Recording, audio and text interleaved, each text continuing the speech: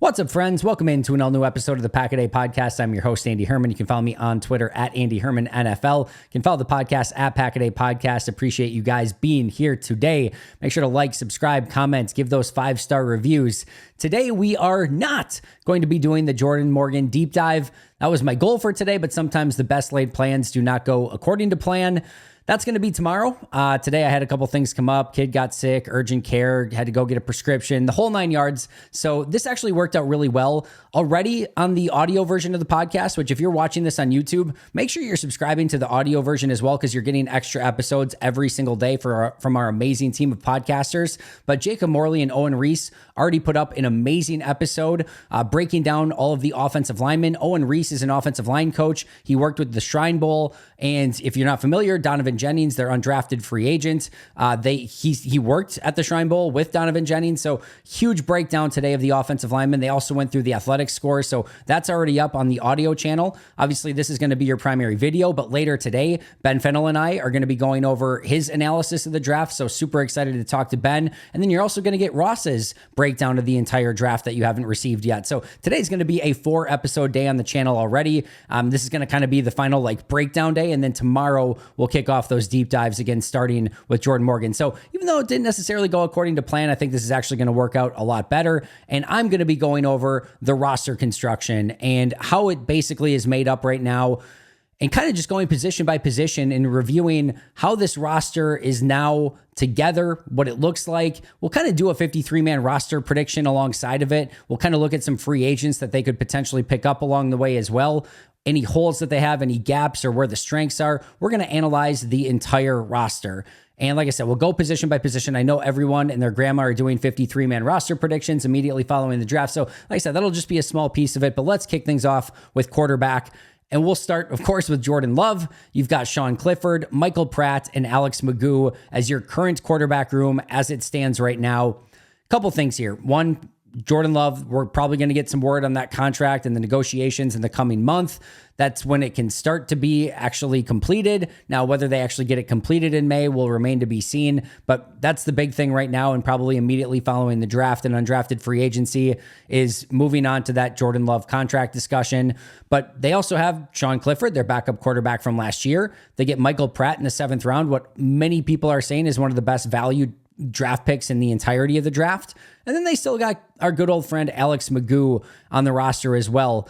What I mentioned the other day immediately following the draft about this quarterback position and why I love that they got Michael Pratt in the 7th round and just sort of took a flyer on another developmental quarterback is because right now you do still have Tom Clements on the roster. And they did go get Sean Mannion as well as sort of this, I think probably the heir apparent to Tom Clements as quarterbacks coach if they can keep him around long enough.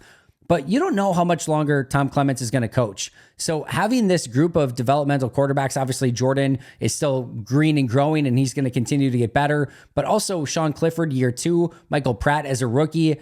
He's got some really great young talented quarterbacks to work with. And more importantly, for guys like Sean Clifford and now Michael Pratt, hopefully they can absorb as much Tom Clements. And maybe Clements stays for another 5, 6, 10 years. Who knows? But maybe this is his last year. And getting these quarterbacks in now, next year's not supposed to be a great quarterback class. So I think it was really wise and smart to get Pratt in the 7th round. We'll see what Tom Clements can do with these guys. I think the real battle here is potentially, at least theoretically, between Sean Clifford and Michael Pratt for that backup quarterback spot. And then the question becomes, all right, regardless of who wins or loses that battle, do you keep 3 quarterbacks on the roster, on the 53-man roster, that is? I think the first question is do both of them show that they're worthy of a 53-man roster spot in training camp, OTAs, minicamp, preseason, etc.? And then the second thing is, if you actually release one of them to try to get them back on the practice squad, are you concerned that they may get claimed? If you're not concerned that they may get claimed, then you probably, don't need to keep 3 anyway, because it probably shows exactly how you feel about that quarterback. But my assumption is they're probably going to want to keep these 3 guys on the roster, obviously Jordan, but then Sean Clifford and Michael Pratt, unless one of them bombs entirely or Pratt just gets to the NFL and it just doesn't work. We'll see. But as of right now, I would say all 3 of those guys I would put on my 53-man right now. And then Alex Magoo, he's going to be 29 this upcoming season, and that's not exactly a developmental quarterback anymore. It's not the worst thing in the world if you want to continue to keep that going on the practice squad, Maybe after the UFL season, if somebody tears it up in the UFL, they could take a look at a quarterback that maybe they could bring in that's a little bit younger. Maybe they could find a undrafted free agent quarterback along the line. Maybe someone gets released at cut down time that they bring in from the practice squad. But you're probably reaching the point with Alex McGough of what's the return on investment here? 29 years old this season. He's probably never going to be a starting quarterback in the NFL. We're pretty sure, at least, questioning if he can even ever be a backup quarterback in the NFL. And at some point, you maybe just take a flyer on a 21, 22, 23-year-old, put him in the practice squad and see, also with Tom Clements and Sean Mannion, if someone like that can progress and maybe make some steps to becoming a backup caliber quarterback for the Packers and in the NFL. So love this room right now. I think it's a very strong room. Jordan at the top, 2 developmental players in Clifford and Pratt at 2 and 3, and then a practice squad caliber quarterback and Alex McGough, who's been familiar with the system. Should be good right now. As far as free agent options, there's not really any out there. Like I said, maybe you take a look at the UFL if someone does really well through the course of that season. They haven't brought in any undrafted free agent quarterbacks yet, so it would lead me to believe that they're pretty good with this room. The only other thing that I will say is there is a Ryan Tannehill out there. There's a couple veterans out there. If you got through camp and mini camp and maybe a vet is still out there and Sean Clifford and Michael Pratt are just not looking great and you feel like, hey, we really need a better backup for Jordan, you could maybe look in that direction, but I don't think that's going to be the case. Jordan Love, Sean Clifford, Michael Pratt, I'm putting on the 53. Alex McGough, we'll see if they want to bring him back in the practice squad or not, but I think that big battle is going to be between Sean Clifford and Michael Pratt. But overall, very, very good quarterback room. Running back room, this is an interesting one. They go get Josh Jacobs in free agency, of course. They draft Marshawn Lloyd. Those are your 2 locks to make the roster. Then you sort of get this interesting battle between A.J. Dillon and Emmanuel Wilson that we'll talk about in just a moment. Then you've also got Ellis Merriweather, and then Jarvion Howard is a rumored undrafted free agent signing as well. Like I said, we know Lloyd and we know Jacobs are going to make the team. So that comes down to then Emmanuel Wilson versus A.J. Dillon. I, in my very first iteration of this, actually put Emmanuel Wilson ahead of A.J. Dillon. I did end up flipping it. I am going to put Dillon ahead for now. One of the things I always talk about when we get to cut down time is not all cut down decisions are created equally. And this is a great example of that. With A.J. Dillon and Emmanuel Wilson, Dillon is going to need to beat out Emmanuel Wilson. You might say, that sounds crazy. No, it's Emmanuel Wilson that needs to beat out A.J. Dillon. A.J. Dillon's the experienced one. He's the one that, has actually played for this team, has gotten carries, has started for the team. Emmanuel Wilson was an undrafted free agent rookie a season ago that barely played and now is going to come back. You're telling me A.J. Dillon needs to beat out Emmanuel Wilson? Yes, to an extent. One, they're going to have to battle it out, period. Neither of them are guaranteed a roster spot. But number 2, the reason that I say that is Emmanuel Wilson has 2 years of team control after this season. He'd be an exclusive rights free agent next year and a restricted free agent the year after that. A.J. Dillon will be an unrestricted free agent. Emmanuel Wilson is younger. He's $210,000 cheaper. So, and actually even more cheap than that from an actual payment standpoint, because remember, they get that veteran benefit with A.J. Dillon. So if all things are equal, if Emmanuel Wilson and A.J. Dillon are anywhere near close to each other, the differentiating factors will be age, team control, and cost. And Emmanuel Wilson actually wins on every single one of those.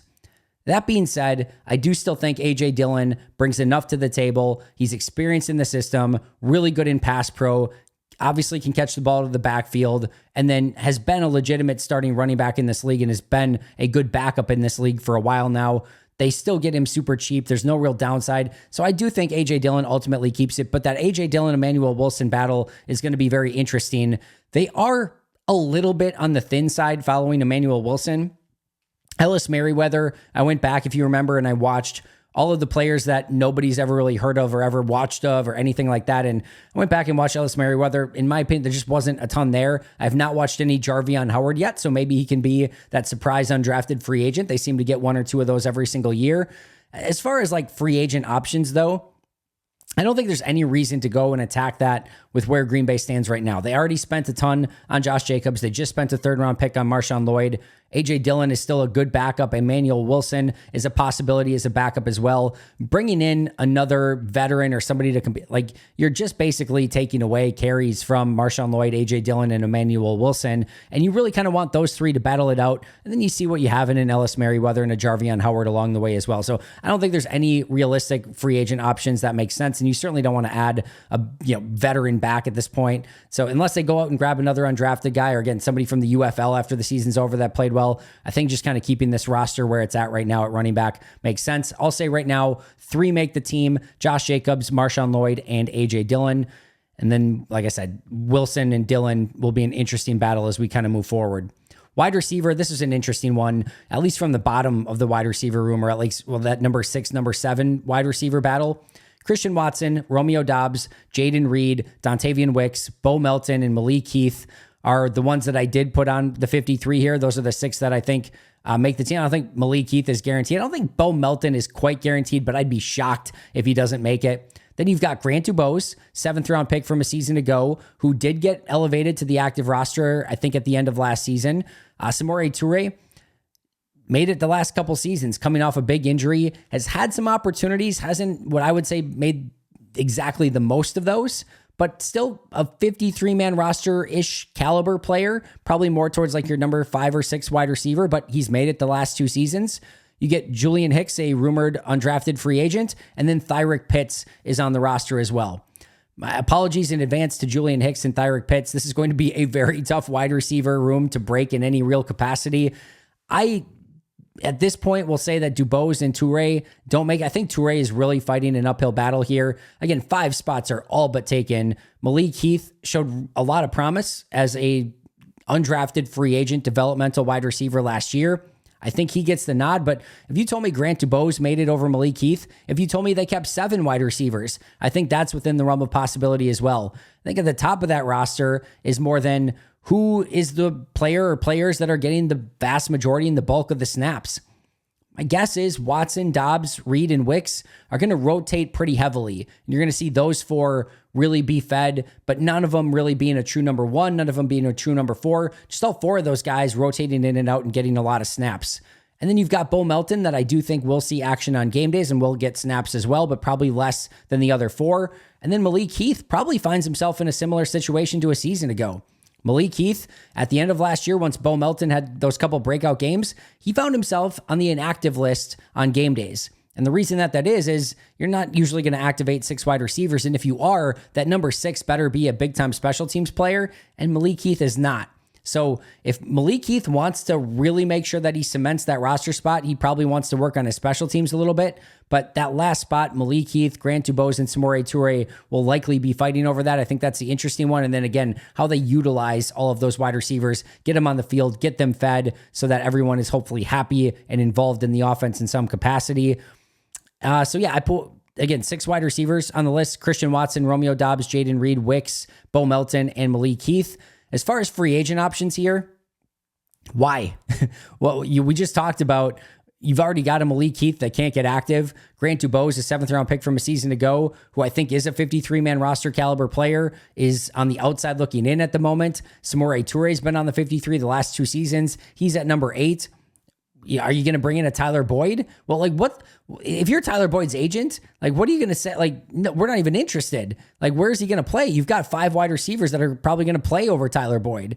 So like, there's just not really a wide receiver that makes sense here. Again, if you want to start bringing in some more undrafted free agents or, UFL guys so that you can maybe stack the practice squad up a little bit more, sure, be my guest. But there's no veteran wide receiver option that really makes sense here. Tight end. This is actually a little bit tough because as I was like going through just position by position, I'm like, yeah, Tyler Davis, I think will make it too. He's a core special teams guy. 4 tight ends probably makes sense. He was their most utilized special teams player 2 seasons ago. But you start getting to the roster math, and I just had a really tough time keeping Tyler Davis. So Luke Musgrave, Tyler Kraft, and Ben Sims were the ones that I kept on the 53. You still have Tyler Davis competing for a spot. Joel Wilson, and then undrafted free agent, rumored signee Messiah Swinson round out that room. It's a little bit on the light side, meaning you probably only have 4 guys that can legitimately make the 53 in Musgrave, Kraft, Sims, and Davis. Joel Wilson was one of the 3 or 4 top guys of that unknown list of Packers that I did think showed a little bit of potential, a little bit of juice. And I'm like, he's kind of interesting at least. But I think he's still a very long shot to make a 53-man roster. Would you add a player here? Maybe, but I think it probably takes an injury. You do have some familiar friends on the free agent list, a Mercedes Lewis or Robert Tonyan. I think Tonyan is probably not a direction that you go with. Mercedes Lewis is not getting any younger, and if you do want to use a heavier formation, you can always just go with an extra offensive lineman. So I don't necessarily see that happening, but let's say Ben Sims got hurt. And you wanted to have at least some semblance of a blocking tight end on the roster, yeah, I could see them bringing back Mercedes Lewis on a 1-year vet minimum deal and just see what happens. That could be one thing that they do. But as of right now, I think you probably let this group play it out. You let Tyler Davis and Ben Sims fight for that number 3 spot. And then you also see Tucker Kraft versus Luke Musgrave. Do either of them become the true number 1 tight end? We're going to see so much 2 tight end sets. I think you'll see a bunch of 1 tight end sets with Musgrave. I think you'll see a bunch of 1 tight end sets with Kraft. And then we'll kind of go from there. But really fun group. This is one of my favorite groups on the team. I think Musgrave, Kraft, and Ben Sims are all going to take a jump. Ben Sims certainly not a guarantee to make the roster, but I think he's one of the most underrated players on this team. I actually believe that there's a lot more juice to Ben Sims than he's had the opportunity to show so far. I think he can be a good, well-rounded number 2 tight end. It's just that he's basically had to be a number 3 and basically had to sort of mold himself into this blocking tight end so far. But I do think there is a little bit more upside there as a receiving tight end for Sims. But right now we're going to go with 3, Musgrave, Kraft, and Ben Sims. Offensive line, another really, really interesting one. So here's where the roster stands right now. Jordan Morgan, Elton Jenkins, Josh Myers, Sean Ryan, Zach Tom, Rasheed Walker, Jacob Monk, Andre Dillard, Travis Glover, Donovan Jennings, Luke Tenuta, Caleb Jones, Royce Newman, and Kadeem Telfort. 14 players. First of all, actually, they have one more undrafted free agent, too, that I'm just realizing as I am saying this out loud that I did not put on here. And that is the undrafted free agent, Trent Jones from Michigan, who is also another rumored undrafted free agent. So the Packers haven't listed their exact list of undrafted free agents yet. And sometimes things get lost in translation between whether a player is a trial player or a actual 90-man roster player. But Trent Jones does seem to be one of those ones that is actually a rostered undrafted free agent. But he's going to be another player that is going to be probably more of a practice squad guy, but will get a legitimate chance. But first of all, credit to Brian Gutekunst here for really starting to build up the depth on this team. He goes and gets Andre Dillard in free agency a couple weeks ago, and then they draft Jordan Morgan in round 1, Travis Glover in round 5. And then they Jacob Monk in round 5, Travis Glover in round 6. Donovan Jennings is a really intriguing undrafted free agent and somebody they gave $100K in bonuses to. All of a sudden, there's a lot more interesting roster decisions here than there were just before the draft. And that's a large credit to Goody. I went with, as of right now, and this is a struggle towards the end, I went with 10 offensive linemen on the roster. Jordan Morgan, Elton Jenkins, Josh Myers, Sean Ryan, Zach Tom, Rasheed Walker, Jacob Monk, Andre Dillard, Travis Glover, and Donovan Jennings. Those are the 10 that I went with. If you look at it this way, I think 7 of these spots are pretty much guaranteed. Jordan Morgan, Jenkins, Myers, Ryan, Tom, Rasheed Walker, and Jacob Monk I will kind of put on that list as well. I think those are the 7 that are pretty much going to make the team. You basically then have 3 spots for the remaining linemen, and that means Andre Dillard, Travis Glover, Donovan Jennings, Luke Tenuta, Caleb Jones, Royce Newman, Kadeem Telfort, and then the undrafted free agent as well, Trent Jones. So that's what you're looking at right now. Not a lot of spots for all of those guys. I went with Andre Dillard, Travis Glover, and Donovan Jennings, as I mentioned. Dillard is not guaranteed anything. Vet minimum free agent, no guaranteed money. If he doesn't pan out, they'll just cut him. And this will probably come down. One of these spots will probably come down to either Andre Dillard, Luke Tenuta, or Caleb Jones. One of those are going to make it as another tackle. I suppose if Travis Glover just tears it up, maybe he could be that guy, but he might have to be a guard. And I don't necessarily know that I think he's going to come in and just tear it up right away, but probably one spot for either Dillard, Tenuta, or Jones. And then you probably have another spot that either goes to somebody like Donovan Jennings or a Royce Newman, somebody that can play more on the interior.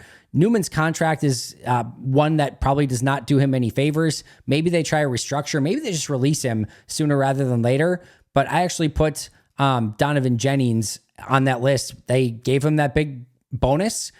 He's a really fun player, and I think he has more versatility there too. So that's the reason I went with him. Travis Glover, they don't like to cut draft picks, so that was the reason I went with him. But that would mean cutting Luke Tenuta, Caleb Jones, Royce Newman, Kadeem Telford, and Trent Jones. I think they like Tenuta, but he is coming off a season that was completely lost due to injury.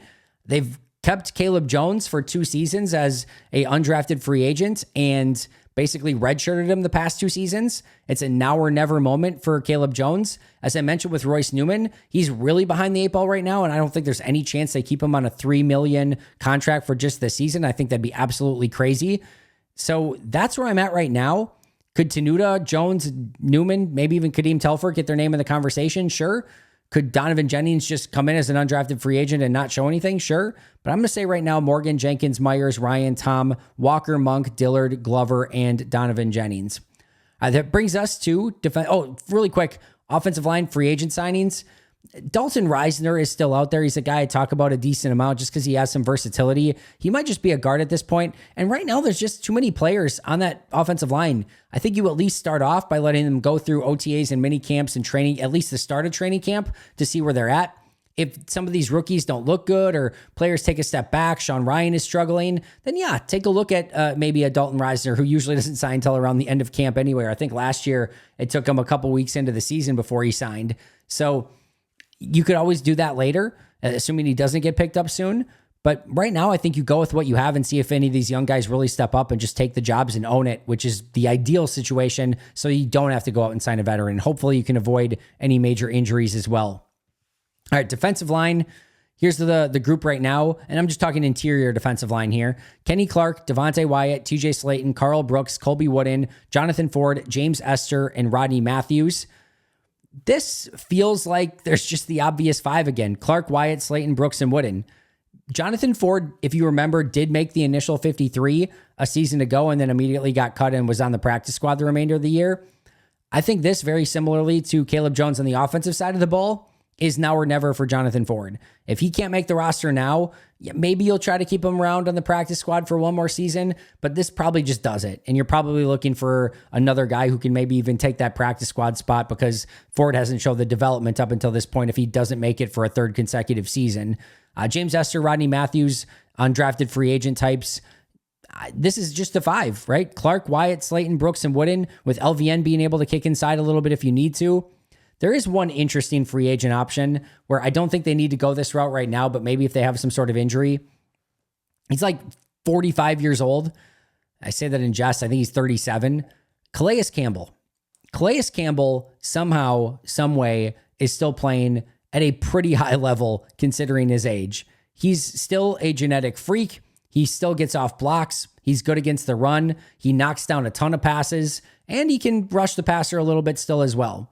I don't think with where you're at on this defensive line right now, you need to add somebody like that. But I do like the fact that you can have him as a run defender. You can put him as a 3 technique for a little bit as a unique sort of player in that role. You could even put him out as defensive end a little bit. He's got that versatility that they look for.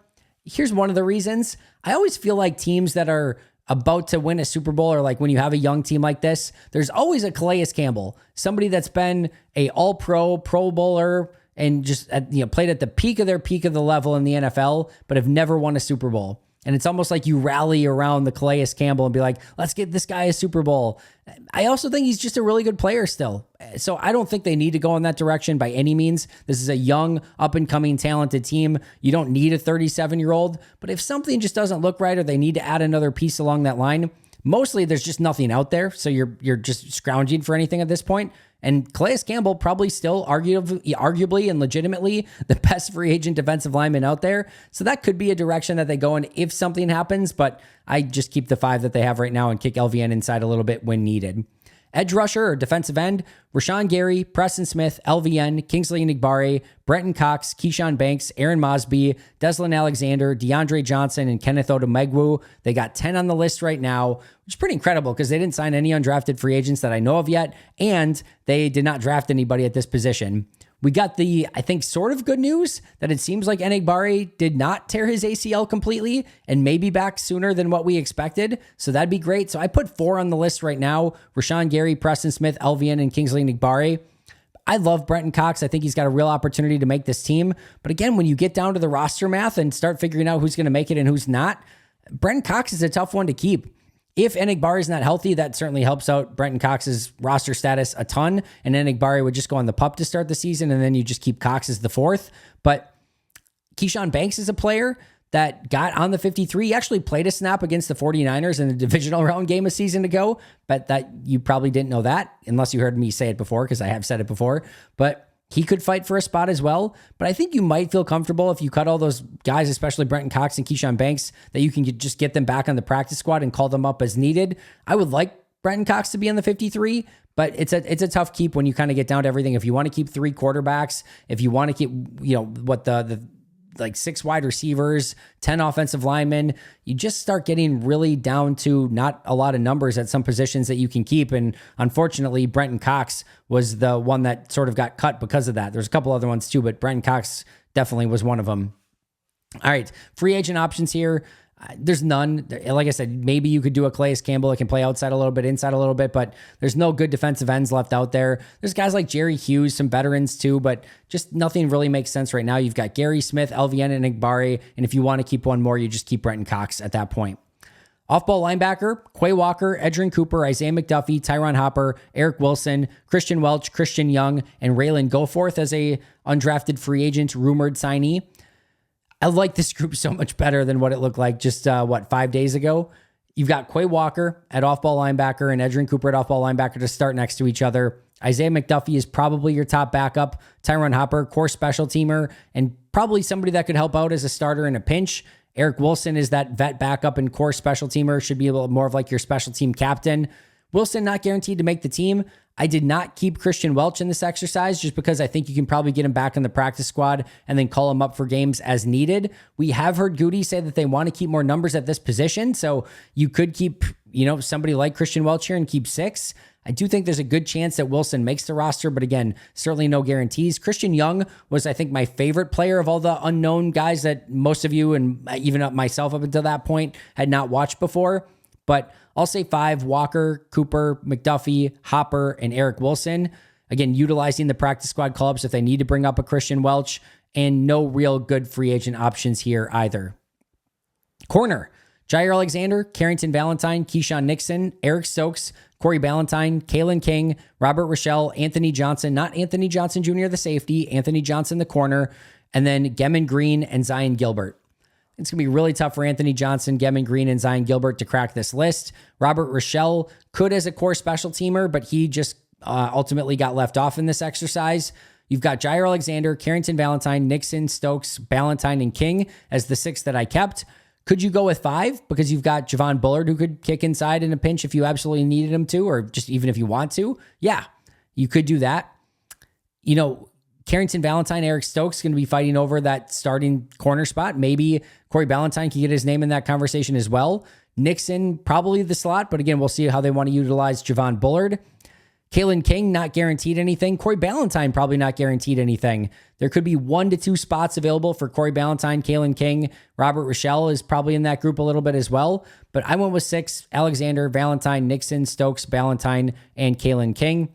And no real good free agent options. If you wanted a free agent, good corner, that time is past. There's just nobody left at this point. Safety: Xavier McKinney, Javon Bullard, Kitano Oladapo, Evan Williams, Anthony Johnson Jr., Zane Anderson, Benny Sapp III, and Tyler Coyle are the safeties that are remaining on the roster right now. This seems rather easy. I shouldn't say that. So I think the top 4 are easy, right? Xavier McKinney, Javon Bullard, Kitano Oladapo, and Evan Williams. I don't really see those 4 going anywhere. Anthony Johnson Jr. is a probable, but not guaranteed 7th round pick a season ago. Did not do much during the season. Then you've got Zane Anderson, core special teamer, Benny Sapp III, core special teamer, and then Tyler Coyle. This could come down to teams. As for that fifth spot, Anthony Johnson Jr. versus Zane Anderson versus Benny Sapp III, with potentially only one spot available. You do have Oladapo and Evan Williams already, who should be able to play a lot of special teams at safety, but that's an interesting one. I did keep 5: McKinney, Bullard, Oladapo, Williams, and Anthony Johnson Jr. Right now at safety, I'm just excited that it is a much different group and a much better group, at least on paper, from a season ago, and should be a group that really helps this Jeff Hafley defense as they transition into a more attacking brand of football. Special teams at kicker, they've got Anders Carlson, Greg Joseph, and Jack Podlesny. Daniel Whalen is the only player on the roster that has no competition whatsoever. And then at long snapper, they got Matt Orzik and Peter Bowden out of Wisconsin as an undrafted free agent. I went with Anders Carlson, Daniel Whalen, and Peter Bowden as the ones to win those spots. Could Joseph or Podlesny get their name in the conversation? Absolutely. Could Orzik get his name in the conversation at long snapper? Absolutely. But Orzik was not great last year, and I'm going to go with Peter Bowden there. Some key cuts that you had to make in this exercise already: Emmanuel Wilson, Grant Dubose, Samori Toure, Tyler Davis, Luke Tenuta, Caleb Jones, Royce Newman, Brenton Cox, Christian Welch, Zane Anderson, Benny Sapp, and Matt Orzik. Those are some pretty significant cuts. Like, that's not a small group. It's not like one or two, like, yeah, I could see that or not see that. That's a big group. Wilson, Dubose, Toure, Davis, Tenuta, Jones, Royce Newman, Brenton Cox, Christian Welch, Zane Anderson, Benny Sapp, Matt Orzik. That's a big group. The majority of those, Wilson, Dubose, Toure, Tyler Davis, Luke Tenuta, Caleb Jones, Royce Newman, Brenton Cox, Christian Welch, Zane Anderson, Benny Sapp. Yeah, all of them. Every single one has made the 53 at some point. Dubose sort of being a call-up instead of a true 53, but still, all of them have been on the roster at some point. That brings our official 53 here as we go and finalize the prediction. 3 quarterbacks: Jordan Love, Sean Clifford, and Michael Pratt. 3 running backs: Josh Jacobs, Marshawn Lloyd, and A.J. Dillon. 6 wide receivers: Christian Watson, Romeo Dobbs, Dontavian Wicks, Jaden Reed, Bo Melton, and Malik Heath. 3 tight ends: Luke Musgrave, Tucker Kraft, and Ben Sims. 10 offensive linemen: Jordan Morgan, Elton Jenkins, Josh Myers, Sean Ryan, Zach Tom, Rasheed Walker. And then I put Donovan Jennings on that list, along with Travis Glover, Andre Dillard, and Jacob Monk. Defensive line: Kenny Clark, Devontae Wyatt, TJ Slayton, Carl Brooks, and Colby Wooden. Edge rusher: Rashawn Gary, Preston Smith, LVN, and Kingsley Enagbare. Linebacker, 5 of them: Quay Walker, Edgerrin Cooper, Isaiah McDuffie, Tyron Hopper, and Eric Wilson. 6 corners: Jair Alexander, Carrington Valentine, Keyshawn Nixon, Eric Stokes, Corey Ballantyne, and Kalen King. And 5 safeties: Xavier McKinney, Javon Bullard, Katana Oladapo, Evan Williams, and Anthony Johnson Jr. My biggest weaknesses or issues with this team right now: there's not much. This is a very well-rounded roster, and Goody did such a great job of attacking all those needs really in free agency and through the draft. I would say a little bit of the unknowns along the offensive line.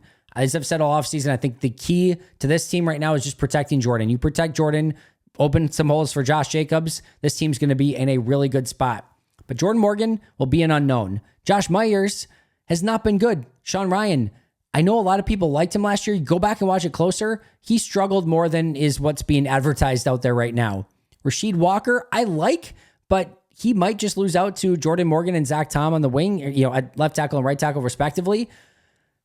I don't I like him. I think he's really, really good, and he probably becomes a swing tackle in this situation, but I know Green Bay is in Goody and Matt LaFleur have said on multiple occasions that they want him to be a lot better, which is great. I would love him to be a lot better too, but there's a little bit of a question mark there. Jacob Monk, rookie, question mark. Andre Dillard, his career has not gone according to plan. Can he be better this season? We'll see, but that's a question mark. Travis Glover, Donovan Jennings, certainly question marks. Even Tenuta, Caleb Jones, Royce Newman.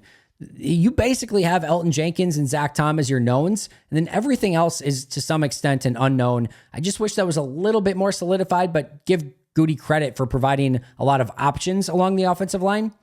Starting cornerback opposite Jair. Is it Stokes? Is it Ballantyne? Is it Valentine? I think it'll be Valentine, but we really need somebody to really step up and take that spot. Kicker, they've got 3 of them. Can one of them step up and be a legitimately good NFL kicker? We will have to wait and see. The youth at safety, yes, you have Xavier McKinney, but then your next 3 guys up, really 4 guys up, are all rookies or a second-year player in Anthony Johnson Jr., who still is new to the position and is still going to have to get better. But Bullard, Oladapo, Williams, and Anthony Johnson Jr., just a lot of inexperience there. And then the long snapper. Matt Orzik was not good, and Yes, you brought in Peter Bowden to compete for that spot. I love that there's competition, but somebody needs to step up and be better at that position and hopefully just be the next Rob Davis and be somebody that you can just put in there and forget about it for a decade. Biggest strengths, the weapons. I mean, just that entire group of weapons from Watson to Dobbs to Reed to Wicks to Melton to Josh Jacobs, Marshawn Lloyd, A.J. Dillon, Luke Musgrave, Tucker Kraft, Ben Sims. I love that group so much. So versatile, can do so many different things, and Matt LaFleur is going to be able to attack in any way that he wants to. Jordan freaking Love, that's another strength of this team, what he was able to do in the second half of last year. I'm hopeful that he's even going to be better in his second full season as a starter. Leadership. And I don't necessarily mean like the coaching staff or even just the captains, but there are leaders all over this team. You can tell that this is a tight-knit group of Packer people. They get a bunch of captains from this draft. And I do think that that is going to continue to bring this team together and also make it so that they don't have those big lulls. Hopefully they don't have those big 3 or 4 game losing streaks, that they're all just rallying together and trying to play the best football that they've played. The lack of any gaping holes. There's like, we've usually get to this point right now and you look at, and that's why I said there's like, you can add a couple of free agents here or there, but there's not even really any spots on the roster. I don't think they're going to add any more veterans at this point. Maybe a vet minimum flyer like an Andre Dillard, one more somewhere, but I don't know who that is or what position you'd be attacking. And to look at the roster right now and be like, yeah, I just don't see any holes. That's an incredible testament to Goot, and to have to potentially cut as many players that are 53-man roster type players that we had to cut in this exercise is impressive as well. And I always say there's 2 different ways to legitimately win a Super Bowl in the NFL. One is that you have a handful of stars that just carry you to the title. And Patrick Mahomes, Travis Kelce, Chris Jones, you have guys on that team that just basically carry your roster. And obviously they've got guys like Creed Humphrey, McDuffie at corner, Trent McDuffie. They've got some other really good players, but like Chris Jones, Travis Kelce, Patrick Mahomes have been supercharging that team for a while now with some really other great players mixed in. But some teams are top heavy, but their top is so amazing that they're just going to drag everyone else along for a Super Bowl. The other is if you don't have those 3 or 4 super high-powered, insane megastars, what you can win with is just not having any holes, like just being good at everything, being good everywhere. And if you don't have any holes that other teams can attack, and you've got really good to great players all throughout your lineup, that to me, we have seen in the past, those are the 2 ways to win a Super Bowl. Either there's no places for the other team to attack on offense or defense, you're just good everywhere, or you've got the situation where you've got those superheroes that can just carry you to a Super Bowl. I'm not sure Green Bay's in the superhero category yet. I think they need a few guys still to step up into that category, but I do think they have a roster that's very much devoid of holes. A lot of great depth, a lot of great competition, a lot of versatility, mismatches for Matt LaFleur, which is what his specialty is. This is a really good looking lineup and just lacking in any real legitimate weaknesses at this point. So now what? This group just needs to keep growing together. They need to stay healthy, and they need to get ready for Philly in Brazil for week 1. They've got a while to do so. Rookie minicamp should be kicking off this week. Minicamps and OTAs a couple weeks after that. Month off-ish, and then before you know it, it'll be training camp, family night, preseason, regular season, and Brazil, Friday night football. Here we come. It should be a blast. And this team, on paper, looks like they'll be ready for a very fun and intense matchup with the Philadelphia Eagles in Brazil come week 1. That's going to do it for me today. Shout out to our Hall of Fame and All-Pro members, Most Hated Minnesotan, PJ Wynn, John Wild, Shea Bradad, Brandon Paletta, Jennifer Wright, Boomhandle, Donald Lee, Lori Lord, Baby QB, David McCluskey, Donald Decker, Bremen, David Prendergast, Dan Miller, Alex Huang, Arnold Espinoza, and Michael Schipper. I'll see you guys tomorrow, but until next time, and as always, go Pack Go.